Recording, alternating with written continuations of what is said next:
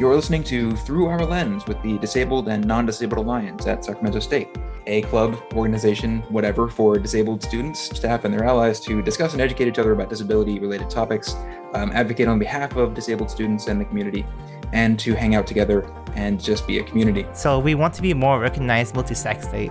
So please join the conversation by following and messaging us on Instagram at Dana at Sac State. It's DANA at Sac State.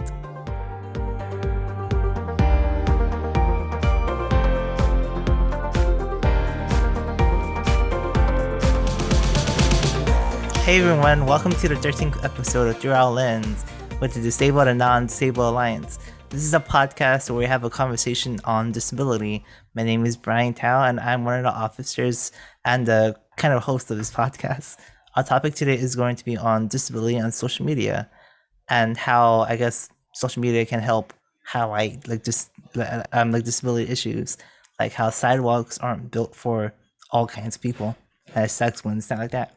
As always, it's going to be a very free-form format, so expect a conversation with many tangents, just like how a regular conversation would go. Today, I'm here with the founder of Dana, the president, and a member, Rian, William, and Will. And I guess William, the president, can take over now, because this is actually our kind of meeting. Yeah, full disclosure.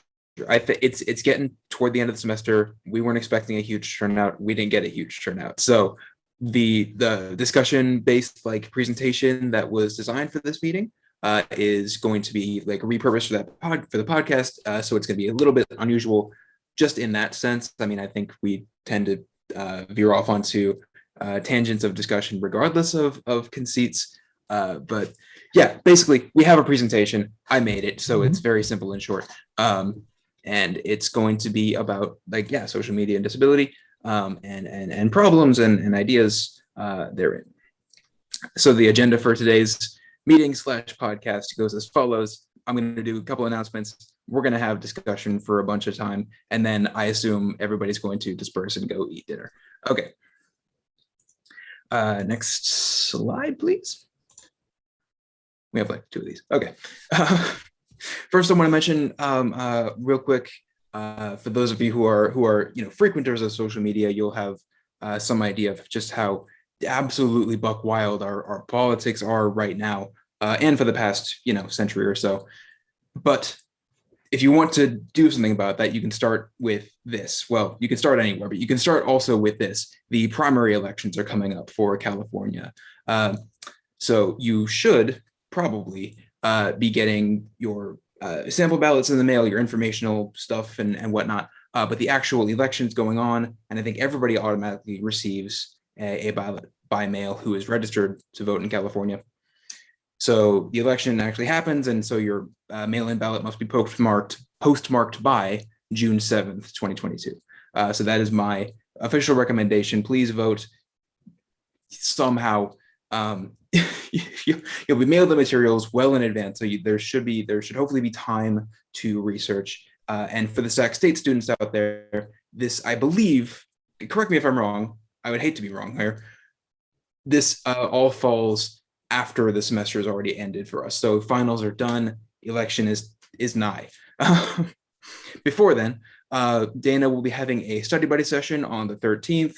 Totally informal, just drop by and we can discuss things. We can be in the same room, play music or whatever, virtually, unfortunately, or fortunately, and then have study buddy session, I guess.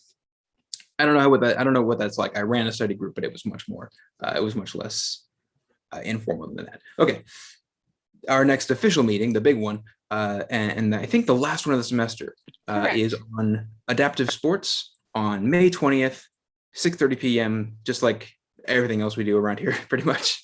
That's going to be on adaptive sports. I'm not the expert in that field, but we're going to prepare some stuff from folks who honestly, genuinely are experts in that field, including but not necessarily limited to Rian. So look forward to that. Adaptive sports are conceptually, I think, very interesting, although I object to sports in general. There you go. That's my editorial. I'm not a sports baller. And finally, we have officer candidate nominations coming up. May 7th will be the day the form goes out. They will be due May 14th. Following that, we'll keep you posted. There will, I think we're constitutionally obliged to have an election about some of the officer positions. And if in the event that more than one person is nominated, those elections will hold weight for the club's future. So we recommend keeping yourselves apprised, probably through our Discord server mostly, but other social media platforms are available, as we will discuss forthwith. Here we go. Let's do the thing. Discussion time. Next slide, please. Thank you. Let's go. We're good. I'm good at podcasting. Yeah, you are. yeah. I guess today's gonna be really casual, so casual, because we didn't plan anything at all. I have a burrito next to me, so I'm gonna be eating my dinner while we talk. So just ignore me. I will mute myself. I will spare you the sound of me eating, but just so you know. Okay, cool. Yeah. You have two options. The one is to mute yourself and spare us the sound. The other is to get real close to the microphone and do burrito ASMR. Yeah. Okay, personally, I can't stand the sound of other people eating, especially if I'm not eating myself.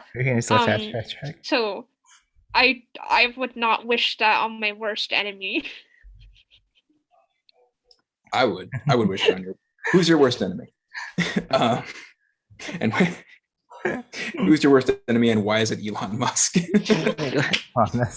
Some of you have been following. I literally had an entire argument with someone over Snapchat about Elon Musk and why he's a bad person. I'm not gonna rehash it here, but oh my god, it's Elon Musk. Yeah, it's Elon Musk. Yeah, I could. We could talk about like the whole Elon Musk Twitter thing if we wanted to. I don't know a ton about it, to be honest. I do know that Twitter itself connects to a lot of these topics. Yeah. I was on there for a long time, and then I didn't really make any permanent attachments though, so I just kind of deactivated my account, and I'm never looking back. But yeah, the disabled community online is very active on Twitter. As much of it is a shithole hell site that generates some of the worst bullying I've seen in my life. There are a lot of really kind people on there who seek to spread love and share information and help others.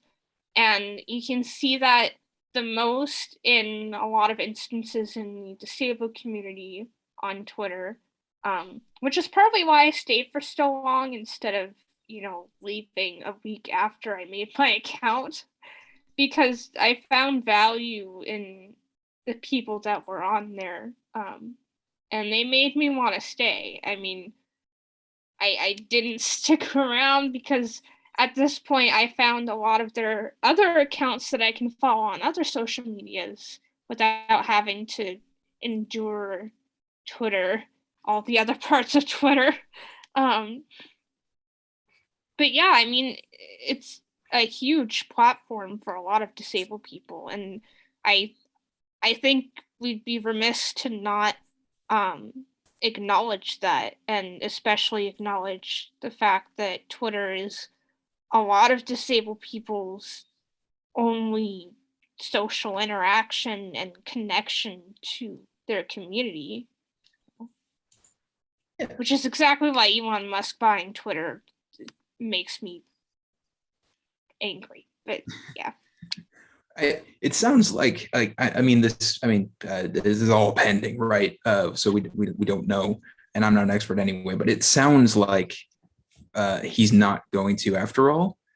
Like he might still have like investment in the company, but like actually helping to run the thing may or may not be on the cards. I don't know what goes through that man's head. I know he is apparently autistic, but like that doesn't excuse the fact that he flip-flops on every single major decision he announces, and the fact that he said he would fix Flint and then didn't, the fact that he said he would send ventilators to American hospitals and then didn't, the fact that he said he would contribute $6 billion to end world hunger and then didn't, and now it's, saying he'll buy Twitter to protect free speech, and then he didn't because he tanked his own damn stock and now he can't get enough money for it. He's I don't know.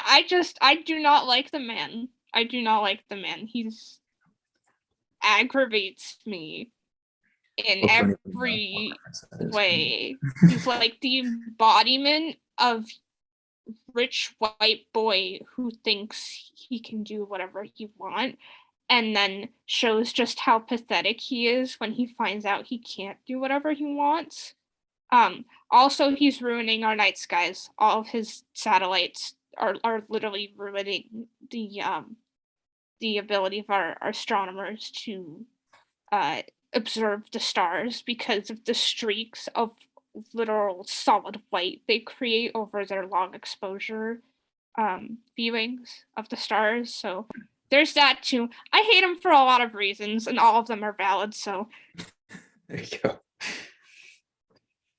It is kind of emblematic, right, of the kinds of behavior that most social media platforms are explicitly designed to incur, which is saying stuff in order to win some kind of clout, and then obviously going back on it, because anything you do say that is even remotely subversive would be bad for the company. So you're generally like incentivized to basically lie, to project and perform on social media, so as to build your platform, right?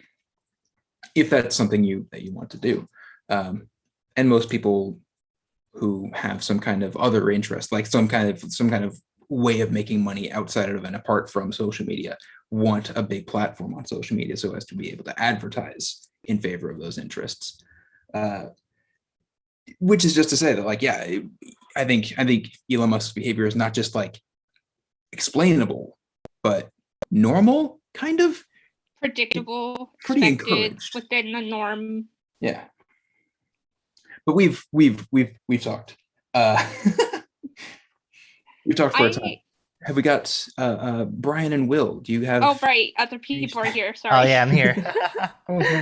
Okay, I kind of want to move on to like specific examples of social media and disability.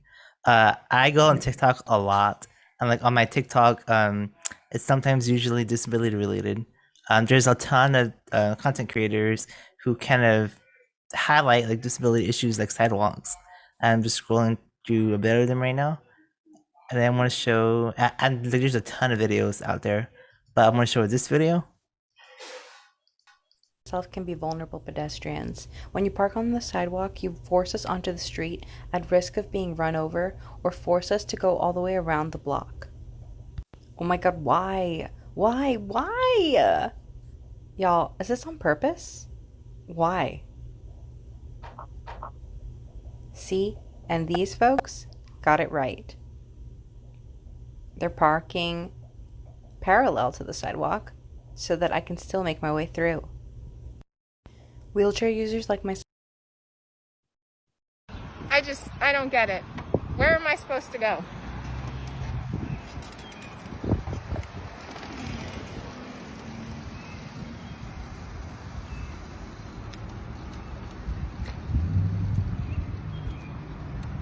Where am I supposed to go? Why does this exist? Why does this exist? It's bullshit. Make it stop. Those videos make me unreasonably angry. Yeah, it does too. Wheelchair But, user myself.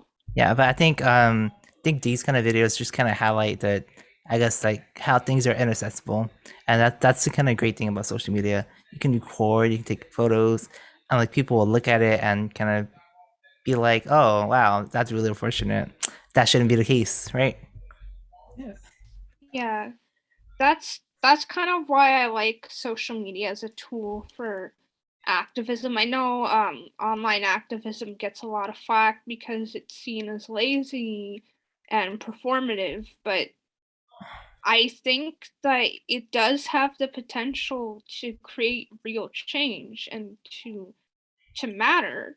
Um, it's not worthless and performative in of itself, and any form of activism can be performative and useless. It's not, being online doesn't make it invalid, and spreading awareness through videos like those, that counts. That counts because people see that and then they think, oh my God, they're right. I should pay attention to this. I should speak out about it when I see it. And I think that counts for something. Yeah, I think that's the online thing. The social media is really good for that because like how we can show like that is real. It's hard. I'm not just saying that because I was angry or something, but how would I get through that? And just using social media, I think that's a good one of the good things to tell people. But in my point of view about social media, some of them is really not uh, pretty good disadvantages because you know, like some people would do something really bad to I mean, disabled person, and that would make somebody like us to think negatively. Like, yeah, there's raising awareness is not limited to like uh, infrastructural problems like sidewalks. It can be it's also different stuff, including like harassment. That is a thing that people experience. That sounded almost dismissive. I didn't mean it that way. It is a thing that people experience, and that's not neutral language. It's bad. Yep. But I want to say that like the underlying theory for like why and where online activism can be useful is kind of the same underlying theory for that of the Disabled Non-Disabled Alliance, right? If you have lots of people with a politically connected problem, like inadequate sidewalks, like the existence of cars, and so on and so forth, like being harassed for particular traits about their bodies, right?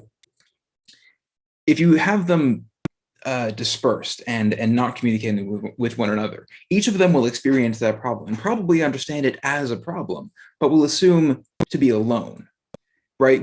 If something happens to you and no one else that you are aware of seems to have had the same experience, you're probably going to assume it's a problem, but it's not a political problem. It's not an issue with the system. It's not a symptom of something greater. It's just unfortunate for me. On the internet as it stands, people are able to build these larger platforms and distribute information on their own behalfs, which bridges that gap, which brings people together intellectually to understand that not only is this problem occurring to more than one person, it is a systemic problem.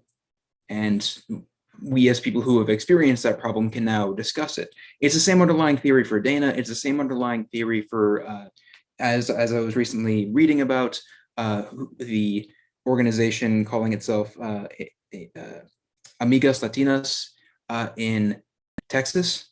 I've forgotten which city in Texas. I feel like an idiot. I think it was Austin, Texas, but I could be wrong about that. Either way, it was mainly a community for Latina lesbians in that city who got together and discussed stuff about their lives, their experiences of politics and so on and so forth, to bring forward their experiences from this like intersection of historically marginalized groups. They were all women, they were all queer, they were all Latina, to develop better or at least expanded theories about their political situation. Better at least than a group where folks who look like me are dominant, because we're dominant pretty much everywhere. If we were capable by ourselves of coming up with all the right political theories to increase well-being, it would have happened by now. So yeah, bringing folks together who have similar kinds of experiences is usually worthy, and it can be extraordinarily helpful, if not in and of itself. I think it can be. It can also be helpful in the longer term, where slowly over time these shared problems become problems of which the public is very distinctly aware, and they take center stage, or at least closer to it, in the political discourse, which has a cascading impact for elections and so on. Again, primaries, June 7th, do the thing. So I've talked for a long time, but that's what I want to impress people with. There's lots of different ways this can happen, but the base thing I think that is happening is the bringing together of people who have experiences to develop ideas from a non-dominant hermeneutical perspective in society. I think like policymakers like kind of know that it's a problem, but they don't live with it, so they don't notice that it's that big of a problem. Oh, they can walk. I mean, for example, for the sidewalk, like, oh, that's not a problem. I could just like take a step. But for like a wheelchair user, that's a big problem. And I guess something else I want to bring up is that I'm starting my new position at the Caltrans Office of Race and Equity. And what this office basically does is, I guess, advance like racial equity throughout the department's internal and external operations. So think of it like different programs, like the Active Transportation Program or the Complete Streets Program. The Complete Streets Program is a program where they make sure that, I guess, the street is accessible for all kinds of people, for wheelchair users, for blind people, and make it walkable. And I guess like the whole point of me getting this position is because I can offer a disabled mindset. Because like, yeah, they know that's a problem, but they might not like see it first. And all of us have like different perspectives on it. And I think that's what the government is doing anyways.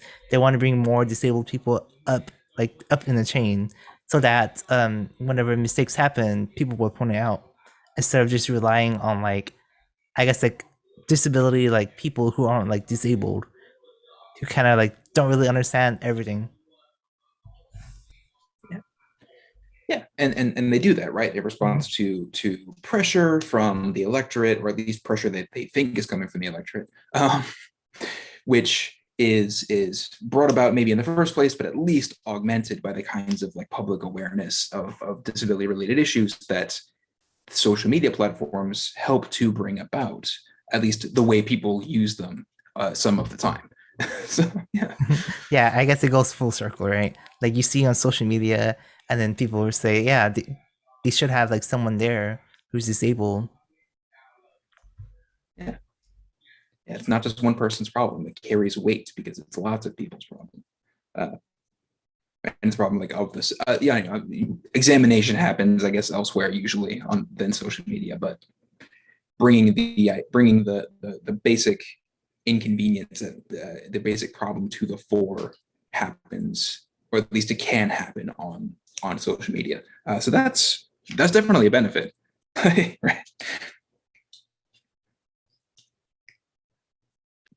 To kind of change the topic wildly, sorry.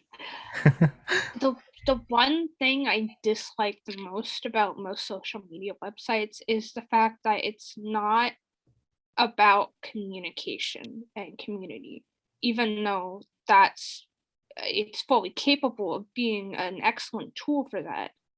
For a lot of social media sites, the point is to make money, and that gets in the way so many times, because that's the driving force behind a lot of censorship practices, like, oh, we can't let you say these words or talk about these things because it'll drive away our sponsors, or it'll drive away our money paying user base, or like, we are going to mine your data and sell it and not let you have a choice in that because we want to make money, and we're going to push ads in your face because we want to make money, and we don't want to work on how accessible our interface actually is because we want to make money.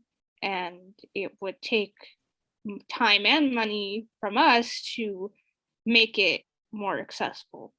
And that's the thing that drives me nuts about social media is that the driving force is making money. It's not about doing good by others. And even though it can be used for good, you're still constantly being undermined by, those who are in charge of the website and trying to make a profit. And especially the concept behind, higher engagement equals more money. So we're going to pursue whatever gets higher engagement, and they don't care about your mental health about that. They're gonna show you whatever's gonna make you blow the fuck up, and either in a positive way or a negative way. But most often it's a negative way because people react very strongly to negative things versus positive things. And I feel like that just fuels discourse because then all of the negative posts get boosted to top and then suddenly everybody's arguing. Yeah, I think what you were talking about like people, I guess like the social media not caring more about money rather than like how it kind of like how like accessibility like tools, right? Like captions, like Instagram and TikTok didn't have that starting out, but I think it had it like 2 years ago around. Or was it a few years ago? But it wasn't like started out. People have to ask for it constantly, and it just makes, I guess, like caption subtitles just makes it easier to kind of use. Sometimes like even for non-disabled people too. Sometimes you're in a loud place and you want to like look at the TikTok, but can't actually like listen to it because everything's so loud, but you can read it. I think that's like really beneficial for everyone, but I wish that we had it like starting out, because if they thought about Yeah. like disabled people, then they would have had it already.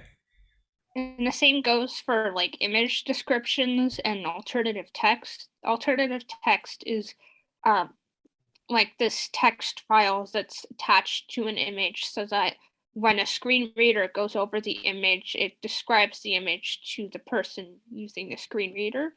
And image descriptions are just that. They aren't necessarily all text, but they can be. Most often I see image descriptions in like comments or in the description of a post, or in the following tweets of a post. And those are really useful too, not just for disabled people, but for anyone who, has shitty internet and the image isn't loading, right? You can just go to the image description. And that's a common problem on Tumblr, by the way. Half the time the images don't even work. So I'm really thankful for the image descriptions. But it's useful, and part of it is something that's a practice that needs to be implemented more and is individually decided by the person posting. But the other part of it is, making it easier to do that in the first place. And for a long time, Twitter made it really difficult. And it was also hard for people to see whether or not an image had an alt text in the first place until recently when they changed that and added that little tag that says ALT on it. And people have been pushing so hard for years for that, and they dragged their feet about it. Either that or the coding was really difficult for some reason. I don't know what goes on behind the scenes, but the point being, it wasn't there from the start. For whatever reason, either they didn't think of it, or they didn't think it was important, or they delayed it because it cost too much money to develop. I don't know, but it's the internet is not the most accessible space for a lot of disabled people, and I do really appreciate the social media sites that actually put an effort to make their site more accessible for its users. specifically because it's such a big problem. I mean, there was even a case about it. Wasn't a Domino's website really inaccessible, and they were going up to the Supreme Court about it like a few years ago? There's something like that. I don't know, but I would love to find out that we made like progress at the judicial level because Domino's messed up its website. That's the most American thing I can imagine.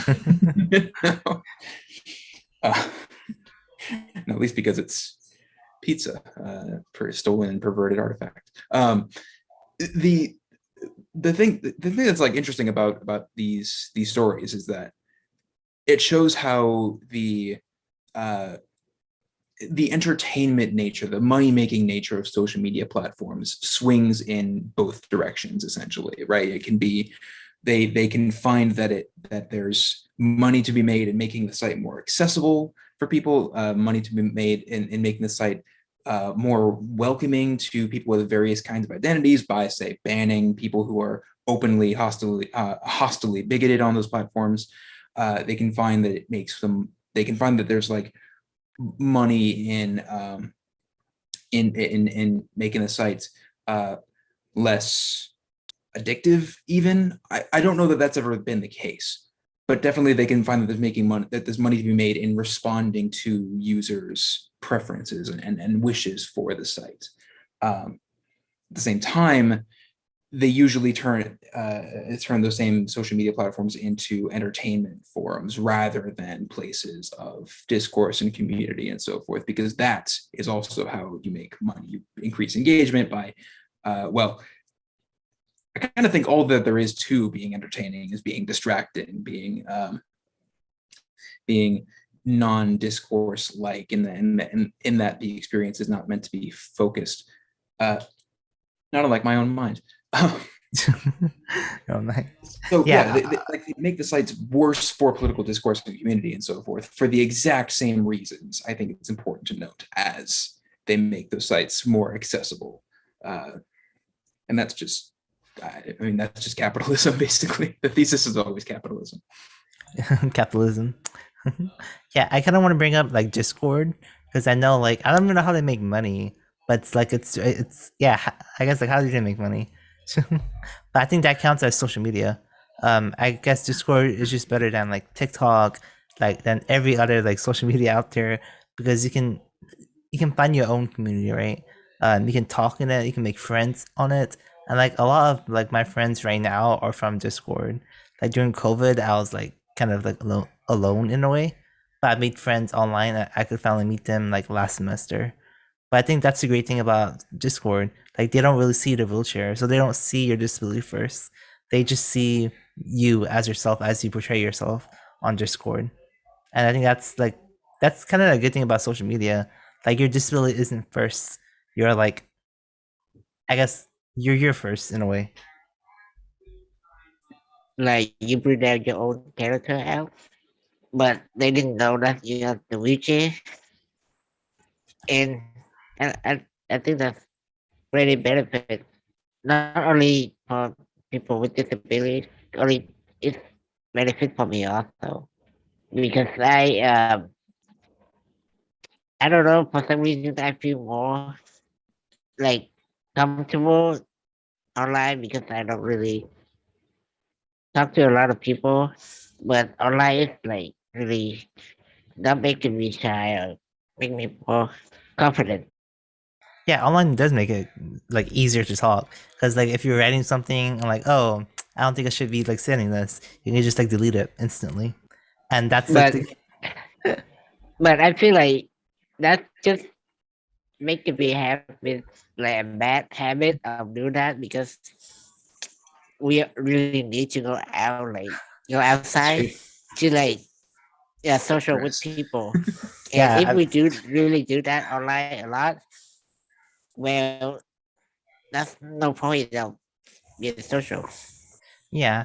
I guess when you're like on Discord so much, you just get nervous when you're outside. But like, there's so many benefits to like being outside. You have better mental health. You feel more refreshed. Because staying like indoors all day isn't that healthy. Yep. You gotta stay Um, Online forms of communication have been my lifesaver, especially in staying in touch with friends and high school classmates and stuff. That's pretty much the only way I talk to them, because we're all in different corners of the world by this point. And it's so hard to meet up physically. And it's good to get outside and socialize in person. I have that with two of my close friends that have stayed local. It's good, thank goodness for that. Um, but even though it's different and one is arguably, you know, better in general for the general populace mentally, um, just being able to socialize at all from any distance is just such a huge advantage. And especially in this time of COVID, but also for the people who can't leave their house regardless of COVID. You can make friends and talk to people without having to worry about leaving the house. And personally, I prefer Discord for interacting with people because my hearing can make it exhausting to be a part of conversations, because I'm actually focusing on what people are saying, not like the meaning and content of their words, but more literally what are they saying? And it's actually exhausting. And I also have to focus on, how I'm speaking and what I'm saying, and is this appropriate? And am I speaking clearly enough? I have a bit of a lisp still, despite years of speech therapy, so I get misunderstood a lot. Same. I was quoted in the university's article once, and I was talking about like the intersection of different parts of my identity, and they heard intersex, and I'm like, no, I am not Oh my intersex. gosh. That is a thing that I am not.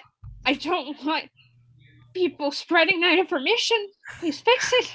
But I do appreciate online interaction a lot. It's so much easier for me in a lot of ways, both physically and mentally and socially.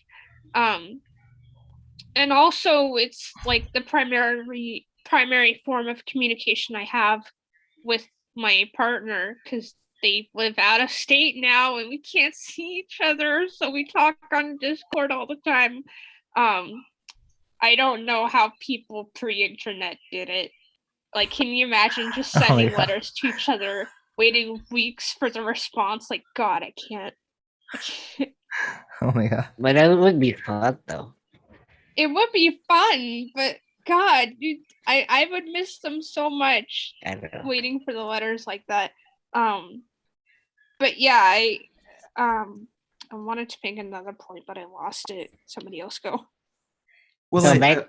Oh, sorry. real quick, I will like build off of that slightly, because it's interesting that like a lot of folks have that very similar experience where interacting with people in person is possible maybe, but relatively difficult, just in terms of the energy that it takes to do so, the time that it requires that you invest and whatnot.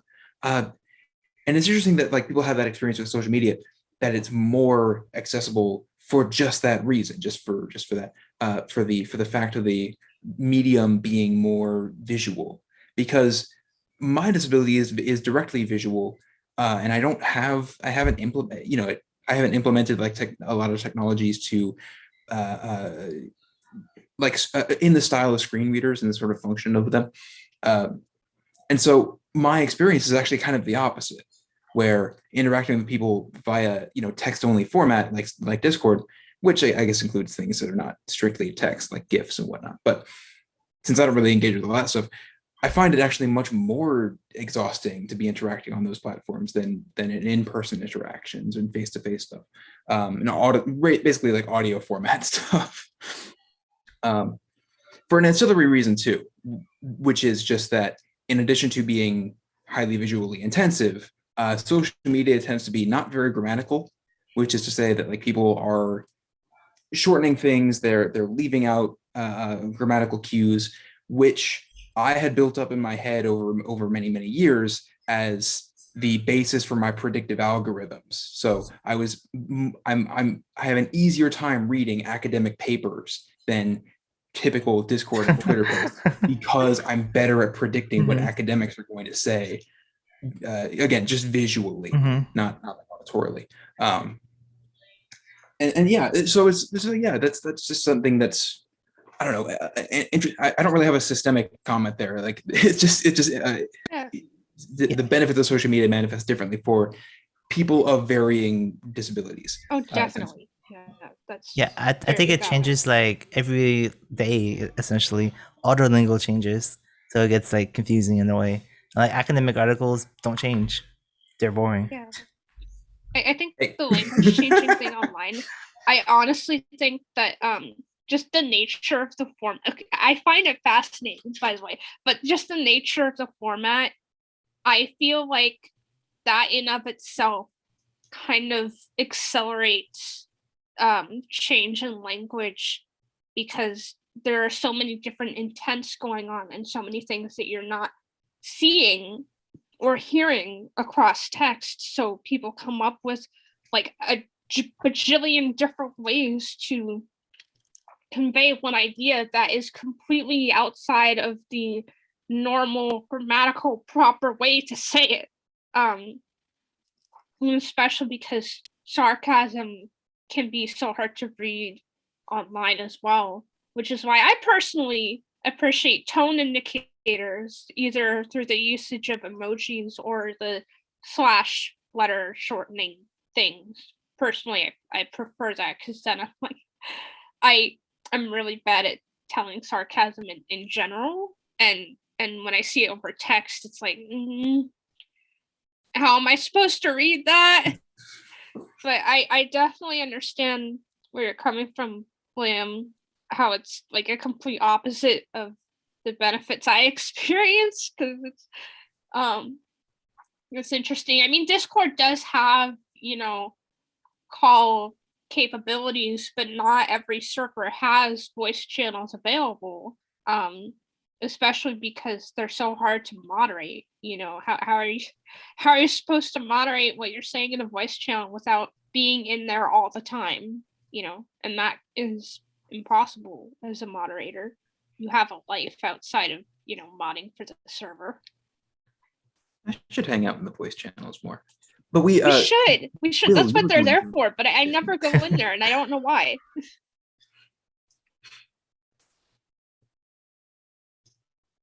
We have a Discord, by the way, for the Yeah. podcast viewers. I don't know if you knew that, but we have a Discord. Please join it.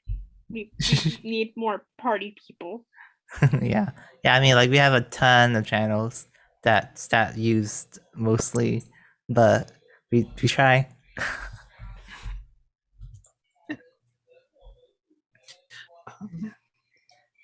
Yeah, the social media is such a mixed bag when it comes to accessibility, and I kind of think that the best approach to that would be like, how there's like light mode versus dark mode.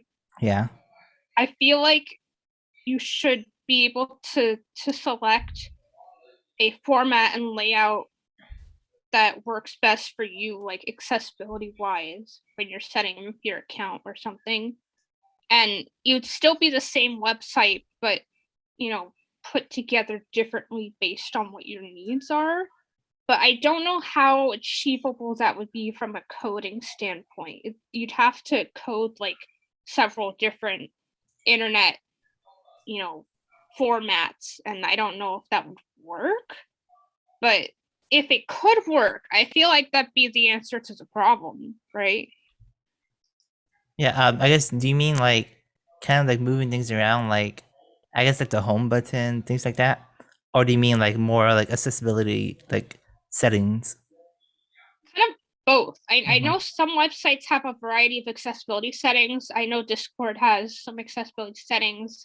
I wish they would add auto captions though for for voice chats, but they do have settings, and kind of think how some websites have that high contrast mode for Mhm. people who need that bigger contrast to be able to see the buttons, or maybe spacing them further apart and making them bigger for vision impaired, or if you have a hard time moving your fingers, then making them close together so you don't have to reach as far. That sort of thing. I know nothing about coding and website building, by the way. I'm just spitballing ideas. I'm not an expert on this. If you know anything about website coding and building, feel free to like chime in on our social medias. Ciao.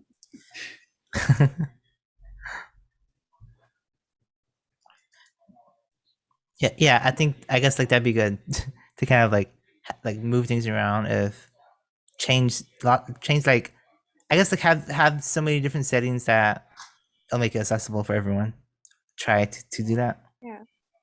And like, we can make iPhones have different formats for accessibility too. So yeah, I mean it's different from a website, but I feel like it could be possible, but it'd be a lot more work, I think, and it might require more power from the servers to upkeep.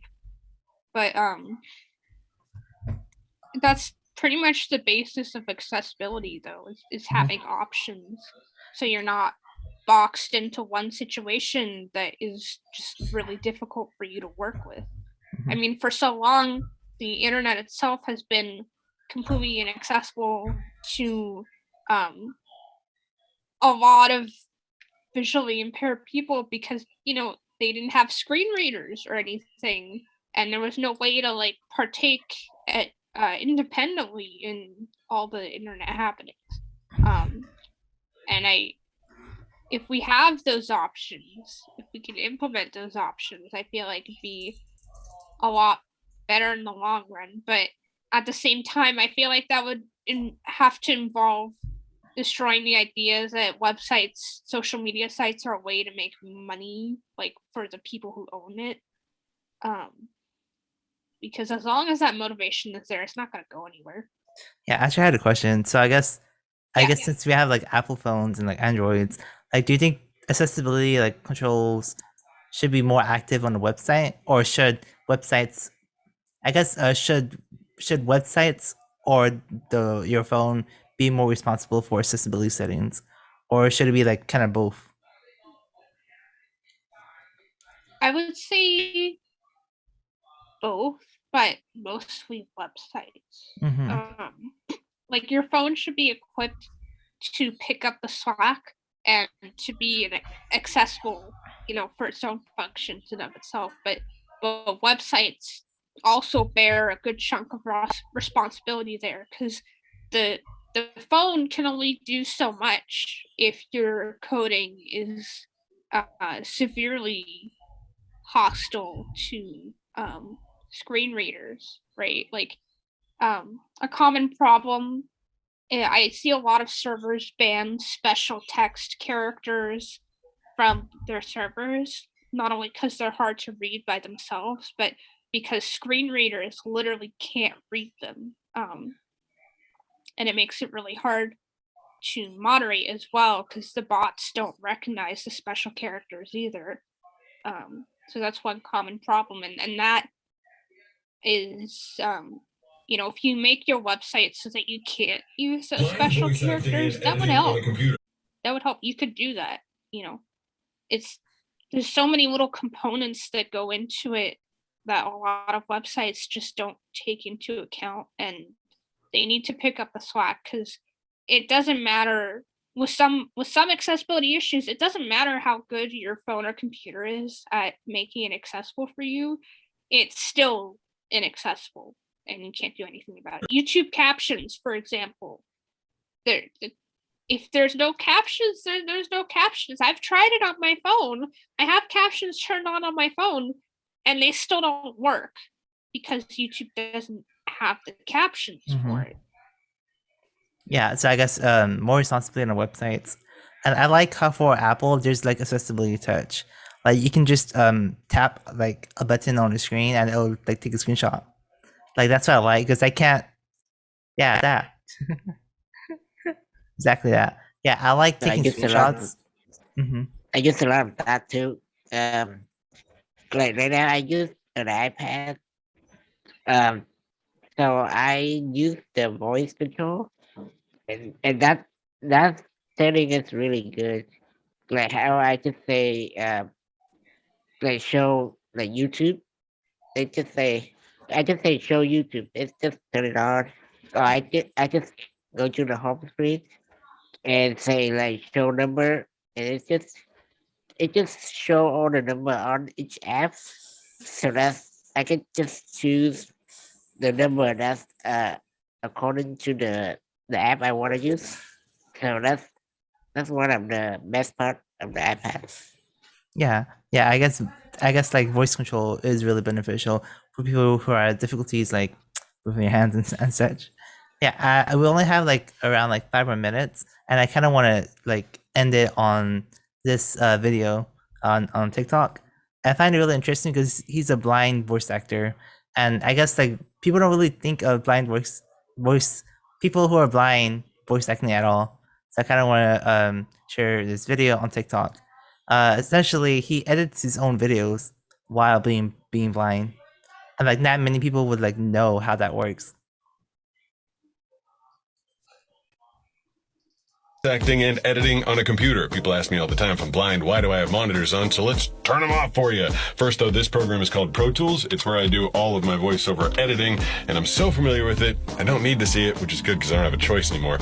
First though, real quick on this GoPro, this mouse with a bunch of buttons, this mouse with a bunch of buttons, and this board with a whole bunch of faders and buttons allows me to feel what other people would see. All the shortcuts are there. So quickly I will pop up and say, this is the part I'm going to edit out, is a voiceover. So now I tap the button that gives me access to the scrubber tool, which allows me to edit out, you're going to edit scrub across the audio, and I edit the part I said I was going to edit out. Say this. So that now it'll just say, this is a voiceover. This is a voiceover. Easy as that. Blind voice acting and editing on a computer. That was so cool. Yeah, it was so cool. Awesome. Yeah. When I was like watching it, I was like, "What?" Like I that's had to get more buttons. Yeah. I feel insecure about the number of buttons that are on in my workspace right Yeah, now. and that's like one of the benefits of social media. It's like blind people would know, like, oh, I can be a voice actor too. Like just because I can't read, I can still voice act. It's gonna be a little more difficult, but I can still do it. And like this, and that voice actor is really famous. I guess in a way, he does like a lot of movie trailers too. That was I don't know what to do. I just want to touch on one more thing, William. You brought up like internet lingo and memes being inaccessible for you personally. That may be Do you more think- cultural and visual, to be honest. That's just time spent. Cultural is that something that could be given a solution, do you think? Or because I just wanted to talk about that real quick. Well, I think there's I think there's plenty of stuff that or I guess lingo is the right way. The conventions that develop on social media, a lot of that is just to do with the facts of the platform, and those could be improved. Like people truncate their comments on Twitter and stuff because Twitter artificially limits your character count. And generally what it means to have more grammar in a statement is to make it longer, to introduce redundancies and clarifying notations and such. That's just what grammar is. It's the process of making language more clear and accessible.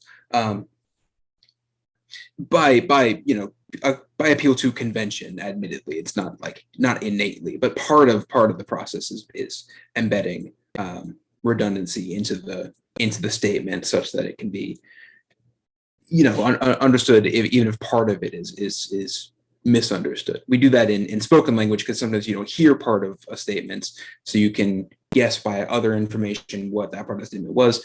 In grammar, there's different written grammar. There's different considerations, but again, like redundancy and the conventional programmatic part of it is very much the point.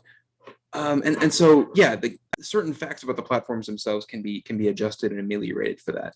But I think a lot of the problem for me is just that people don't take a lot of time to compose their comments on social media. Maybe that's also a part of maybe that's also like partly the platform's fault, where they encourage very fast interactions. Everything is on the infinite scroll, and so you can only spend so much time considering one particular thing. And so actually, like, composing a thought and then composing that thought, the time that takes is discouraged. It's precious, and you don't want to waste it on this social media platform. But to embrace that, like, too long didn't read mentality, and I would hyphenate that, too long didn't read, means that the thought so composed becomes less accessible, less able to do good for at least me, but probably other people who just forget to look out for, I don't know, acronyms, who fail to guess correctly what the grammar would be if it were more properly expressed, more conventionally expressed, and so wind up with concluding the wrong thing from an ambiguous string of text. The example case I have in mind is extremely profane, but and people can trip up on typos as well, it occurs to me, and I certainly have done. So yeah, the lingo is interesting, but I think the inaccessibility, per my vision and per vision maybe generally, comes from mostly the truncation process and the speed of comments that tend to be encouraged by social media platforms. And I don't know, I think people could get around that, but Yeah, that makes sense. I will say I don't really run into that problem a whole lot on Tumblr, because the way it's formatted is there's no character limit or anything in either the original post or the reblog, so you can get like a whole essay length post or even academic paper length post. It's actually a lot more fun to interact with than the normal 240 character limit on Twitter, because people actually put thought and care into their responses. Yeah. They have the ability to put thought and care into their responses because they have the space for it. So what's yeah, Discord's thank you excuse? for clarifying that. I just wanted to touch on that a bit, so thank you. Yeah, And I really wish we had more time, but this is the end of our podcast. Does anyone have anything else to say, or our last words? Where's the digital ramp? Yeah, where is it? someone go into Blender and 3D model a ramp and post that on Tumblr. Yeah, I guess from me, all I'll say is that I actually had it on the PowerPoint as well, but I like the idea, so I'm going to say it out loud too. Technology is a tool, but like, we can use tools in such ways that we stop thinking about them. We stop perceiving them as tools and start understanding them as extensions of ourselves. And by that means, they become things that change us, and sometimes for the worse, sometimes for the better. And I think I just want to say to the people that whatever the conventions happen to be on the platform you happen to be using, it's important to be conscious of that kind of thing, and to use technology as a tool for good, rather than as a tool for like selfish ends, I guess. I mean, some good ends are selfish, but there you go. That's me. Never underestimate the power of choosing to be kind. I think our next episode is going to be our last episode of the semester. I think we're going to continue the podcast in the summer, but we're probably going to do like a different format. Instead of me just hosting it, it'd be like we'd be kind of switching off hosts, and I think that'd be more beneficial for all of us. And if you missed anything or the previous episodes and club meetings, check us out on YouTube, where we post our recordings there. Thanks for listening. Bye, everyone. Hashtag where's the ramp? Bye. We're good at podcasting. Where is the ramp? You're listening to Through Our Lens with the Disabled and Non-Disabled Alliance at Sacramento State, a club, organization, whatever, for disabled students, staff, and their allies to discuss and educate each other about disability-related topics, advocate on behalf of disabled students and the community, and to hang out together and just be a community. So we want to be more recognizable to Sac State. So please join the conversation by following and messaging us on Instagram at Dana at Sac State. It's DANA at Sac State.